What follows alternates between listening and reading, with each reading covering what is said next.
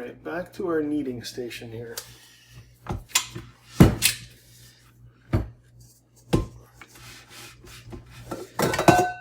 Okay, so here's our dough.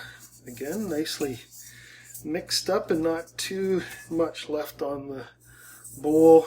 I'm not even going to bother trying to scrape that out. That goes over for some washing. Okay, and then into the hands.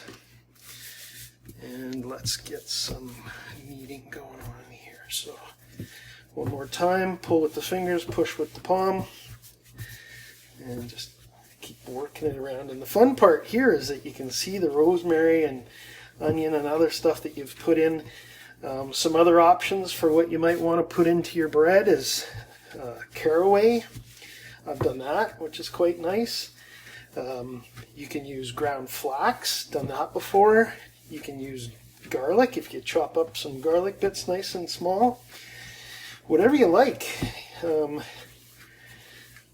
There's a couple of people in our house that aren't super huge fans of raisins, but of course you can make raisin bread, cinnamon, whatever you like. It's all kind of just off the standard dough recipe, and then after that, you have some fun with it.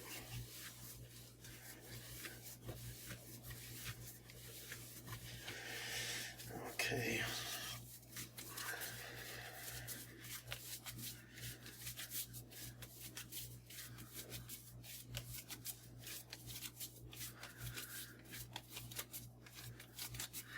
I'm doing some pretty good squeezing here to get this going. This one's a little bit denser, and that sometimes happens. That's fine.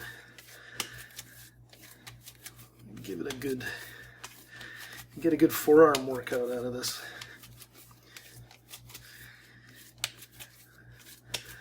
But you can see now things are getting pretty well mixed in. It's getting a little more sticky.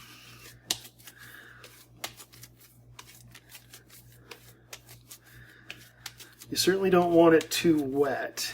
And you know, if you're not doing a eyeball measurement, or if you are doing an eyeball measurement for your liquids, it doesn't really matter, because you know, ultimately the dough will take enough dry ingredients to balance out the wet ingredients. So, you know, if you get a slightly larger loaf of bread or an extra bun, if you're making buns, well, that's okay.